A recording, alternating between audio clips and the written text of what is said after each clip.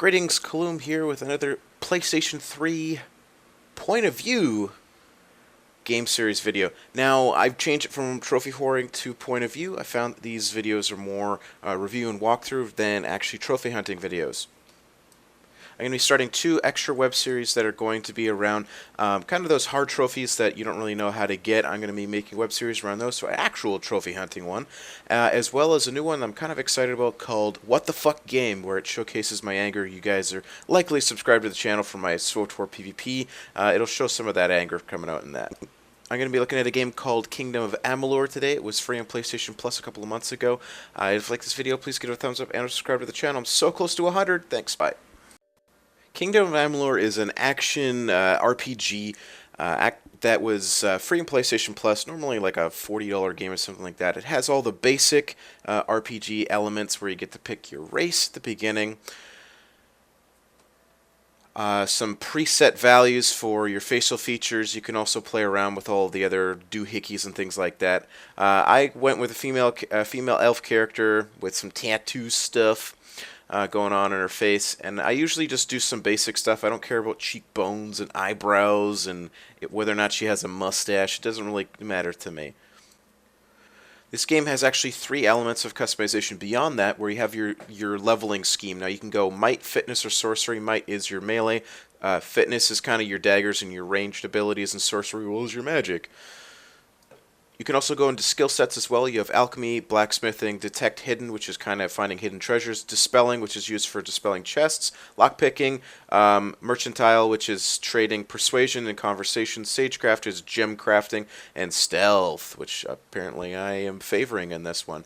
My character was bows with dagger for the most of the game, and then I did some sorcery later on, so you're going to see a lot of me sneaking around. The 3rd level of customization is actually unlocked when you dump points into particular tiers of the fitness, might, or sorcery. They unlock destinies, where it's like kind of a specialization, an extra bonus of you allocating enough points to those. So you start off the game being a corpse, actually. So there was a process that the gnomes were trying to perfect to bring back some of their own dead from the battlefield, and you are among the dead. And you start off the entire game with being in a pile of corpses, apparently. But this process actually wasn't essentially just, you getting resurrected. You were the first of your kind, and you can also weave fate. Now, being a fate weaver, well, not really a fate weaver per se, but you can just weave fate. You can play around with, I guess, time and space and stuff like that. I don't know. It's really a deep kind of concept.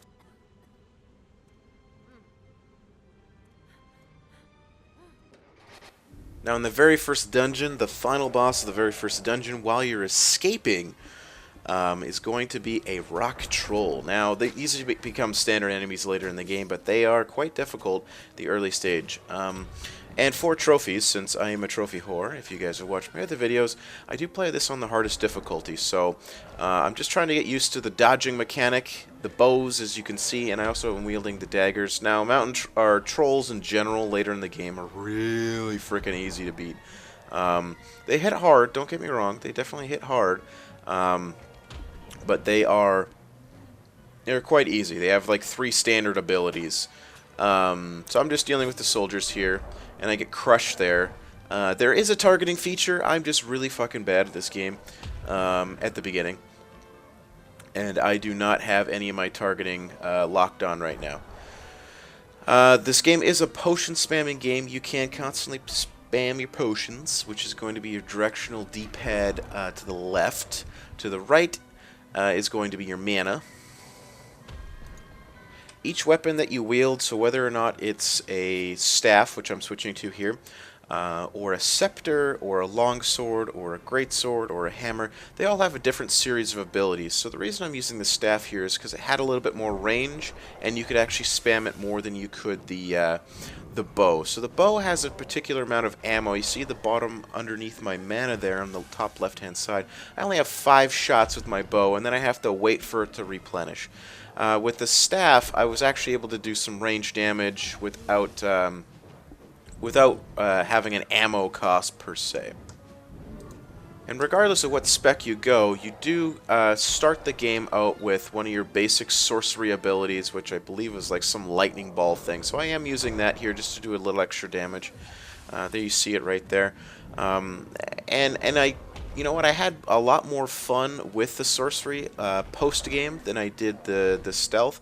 Though with the stealth and the range, that is my playstyle in a lot of RPGs. I do like really the range aspect. In Diablo, I always played either an Amazon in Diablo 2 or a Demon Hunter in Diablo 3. That range aspect and the necessity to kite is something I really like in the game. I was a hunter when I was in World of Warcraft, so there you go. Well, I started as a hunter, and then I moved over to a druid, lols.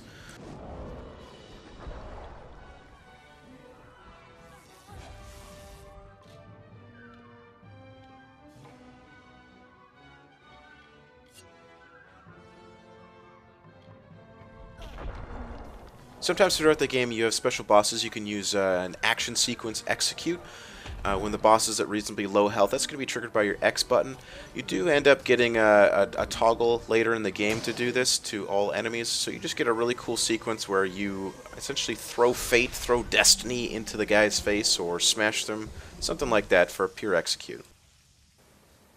Kingdom of Amalur is a very immersive game. The map is just huge. You could run around for hours, and I did. I spent about, I want to say 60 hours on this game. And there's different ways of handling particular situations. You can run in, or you can sneak like I'm doing right here, where you can just take out a weak member and then just run away and then fight them in a different fashion. There's definitely other, not really Easter eggs per se, but different things to do around the game. Whether or not it's finding lore stones, looting chests. You know, you can go on a side quest with an NPC over a bridge. There's just a lot of things to do here, and you can also fight some bears. Where are my bears? Where are my bears? There's my bears. You can also fight some bears, and I did try to backstab this guy. It didn't quite work. Aw, poor bear. So there's a lot of unique characters in the game's quests to be completed as well. The dialogue it can get a little stale as you don't actually talk. You just have to read your responses and things like that. If all that sneaking outside wasn't enough for you, how about some good old-fashioned bedlam? Now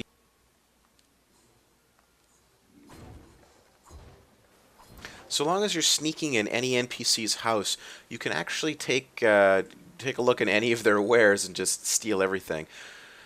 You do have lockpicking in the game. It's very similar, it felt like, to Fallout's type of lockpicking, where you just have to feel the right pressure point and then slide the slider across. There's also other professions in the game, such as sage crafting. This is your jewel crafting, things like that, where you can craft different gems to socket your armor and weapons. I didn't use it too much, to be honest. I made a bunch of gems, but I didn't use them because some of the really good items in the game did not have gem slots until way later in the game. So I would invest too many points into Sagecraft if I were you to start the game, especially on the harder difficulty. There's better points to invest with this. You can also look at alchemy as well, where you can create or experiment to create different potions. Now, this is a little step up from games like World of Warcraft's type of system, where you actually have to find the recipe first. You can either go and buy recipes from the vendor, or you can experiment to try to figure out the recipe on your own. You can definitely find these lists online. But you can just experiment and see if you could fail like I fail. Blacksmithing is another one as well. You can salvage different weapons that are like lower quality weapons for components, or you can also build weapons, as I'm doing here, to make some new fancy daggers for myself. Now, with daggers, or with any type of craftable, you can definitely have elemental properties with your items, and you can also name it, which was a little lame for me. I don't really want to name my crafted item every time, and I'm really bad at naming items. Since this has a fire property, you can look at the uniqueness of my name here, where I just call it Fire.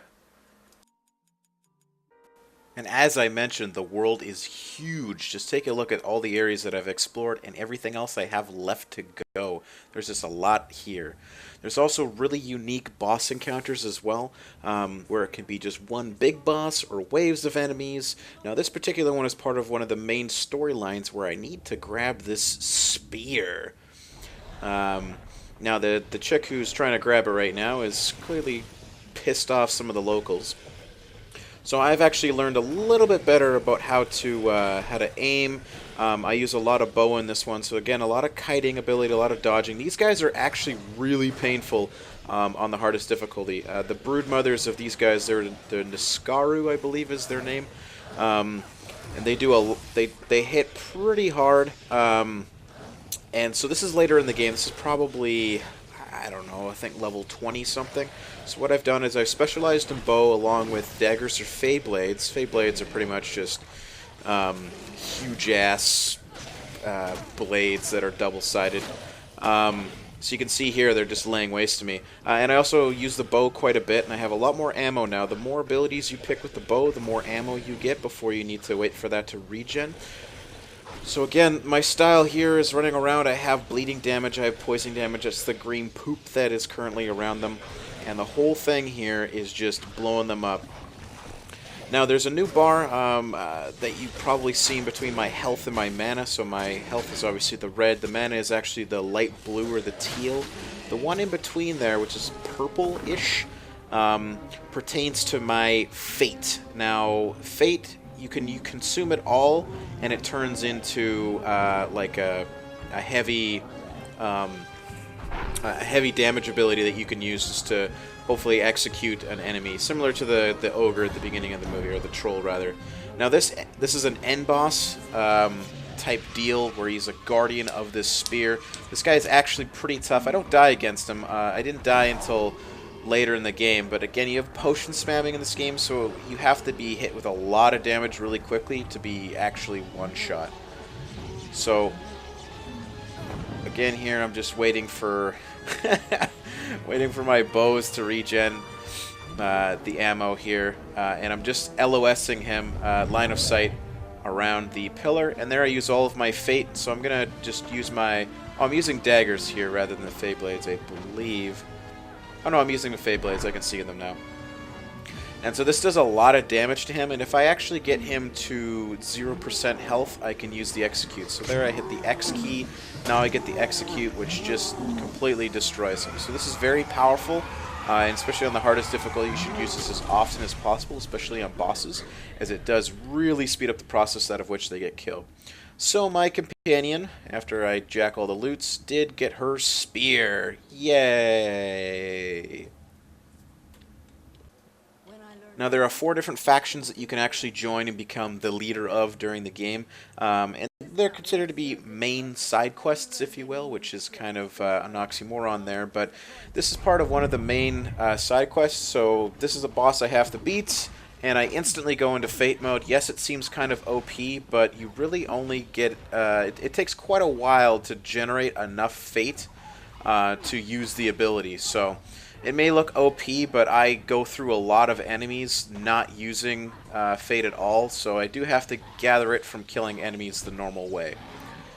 So here we just see another cool Fate event where I literally stab this small little sprite in the face.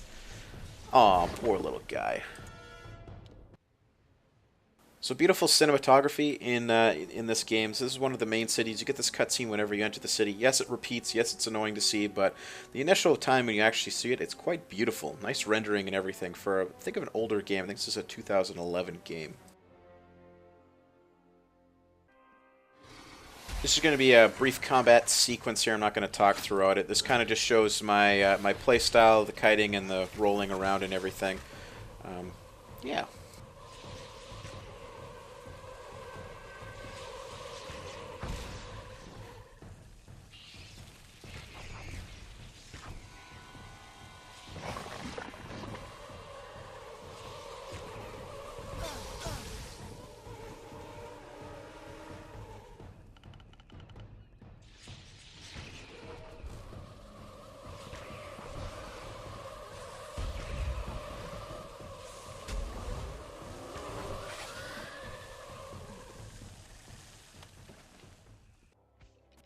I do showcase a lot of the bow activity, but I do have the stealth mechanic. So here I'm actually going to try to do an execute on this guy. I fail because he turned at the last second here. So this is an Et, and these guys are actually pretty tough.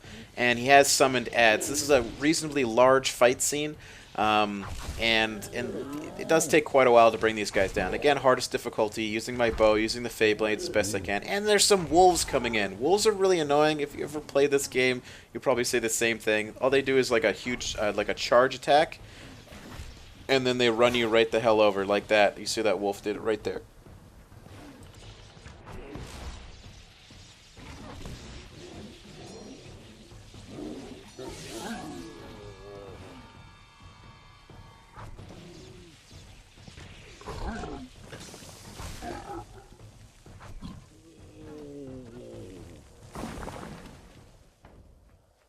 And unlike my SWTOR videos, where I never show myself losing, I actually got what the fuck owned by a boss right here. She totally one-shot me, no time for potion spamming, but I actually eventually get my revenge. This is the main boss of one of those factions that I was talking about earlier. And I instantly Fate because I know that she can one-shot me, so I use my Fate, whatever the hell, I don't even know what this is called, Fate Spam. And I found that using the Fey Blades or the daggers during Fate is a lot more potent than the bow, just because the single target DPS is actually substantially higher. So I'm actually not killing her as quickly as I would like to here. You can see my Fate is slowly depleting, and she's not quite dead yet. I've got her reasonably close to the point of the X right there, but I actually have to get her out of the Fate, and then I get my actual kill, which is just part of the normal progression here. Bam! Killed that bitch. Feet, not I. I will fight. And if I die knowing that I have made a choice. And this choice, for good or for ill, was my own.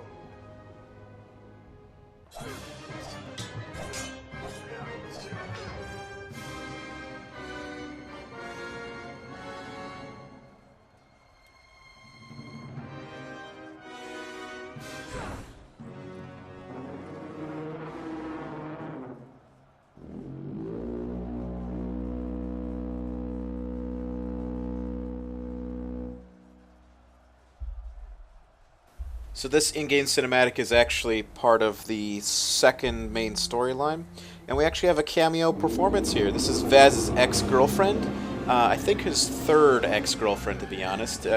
He took this breakup pretty hard, you know, just because look how wonderful she looks there.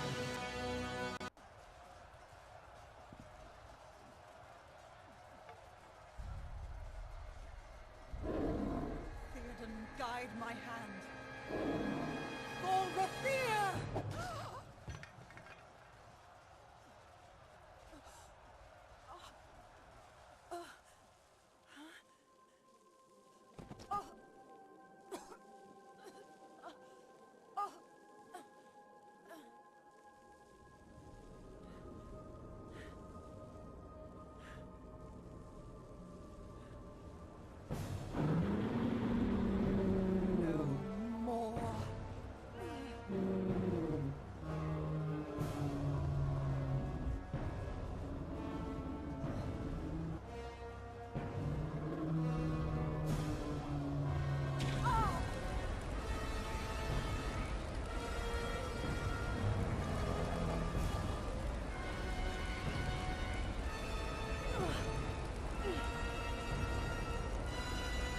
This ends here!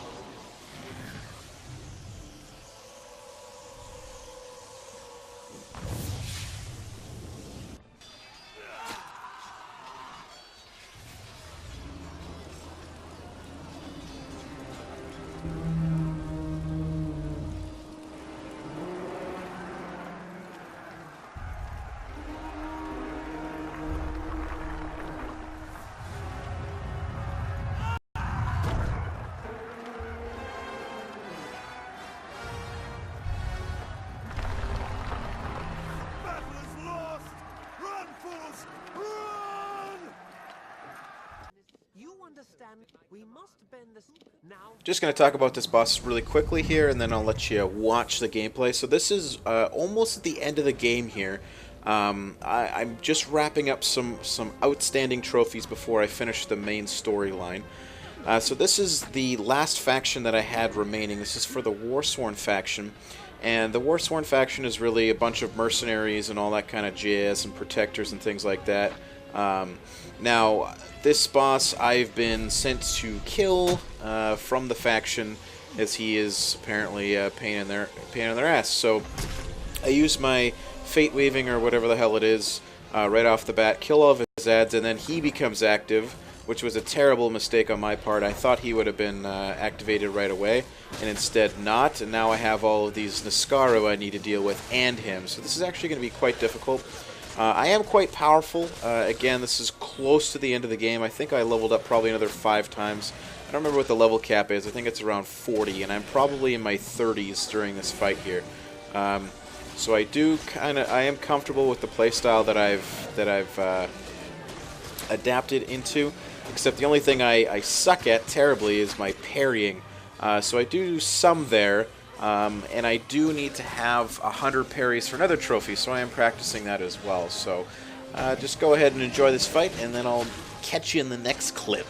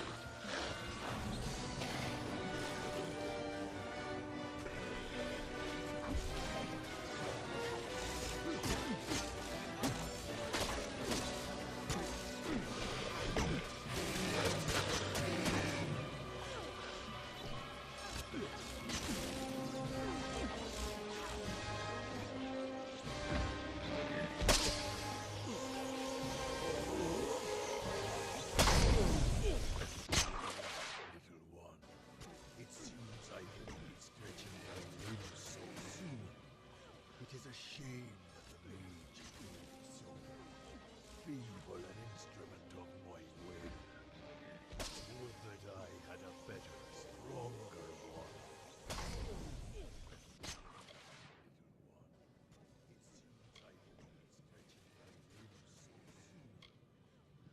That is true. What a shame. I was nearly free after so long. But the seal is cracked, and my mind may now wander. Imagine what I could do if I had an instrument through which to act as well. What a shame. I was nearly free after so long. But the seal is cracked, and my mind may now wander. Imagine what I could do if I had an instrument through which to act as well.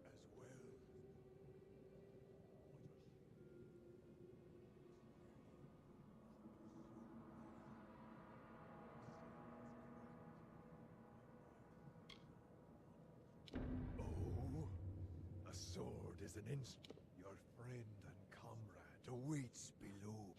That man's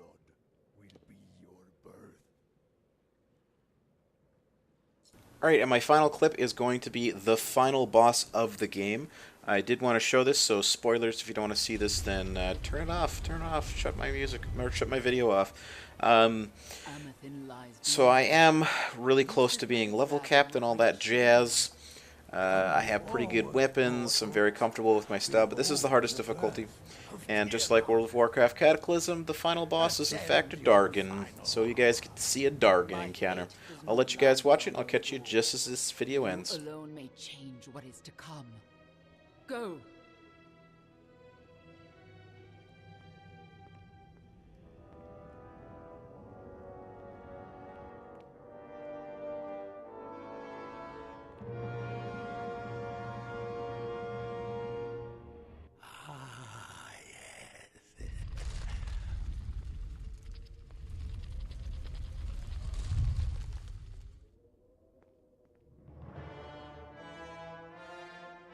Welcome back, mortal.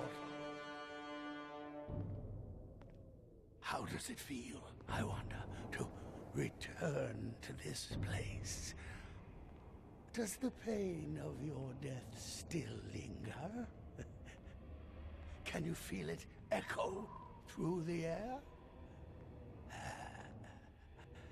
And now, in this place, you shall witness the birth of Tiernach, the destruction of the Alpha, and the dawn of the endless winter. She comes. Tiernach the powerful. Tiernach the merciful. Qualla fella Tiernach. Qualla sera Tiernach.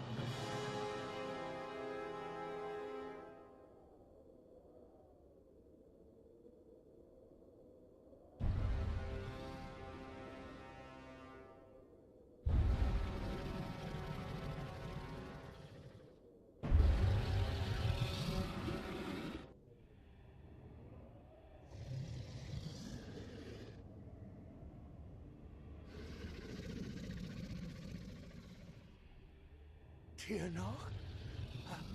Have I done well, lady? Are you pleased? Did I... You have served your purpose. But I have so much more to give.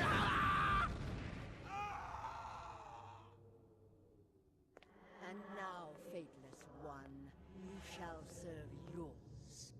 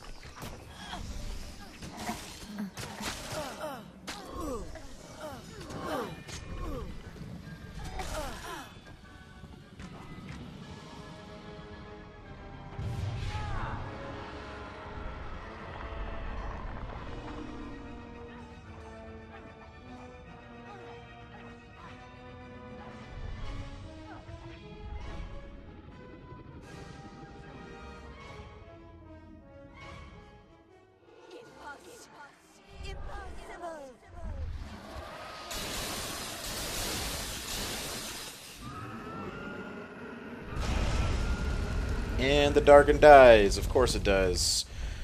If you like this video, please give it a thumbs up and subscribe to the channel, as I mentioned before. And as the last point here, I will have a new contest announcement coming up as soon as I hit 100 subscribers. So that's kind of my milestone. I will have another contest coming soon with likely another prize of $100. So stay tuned.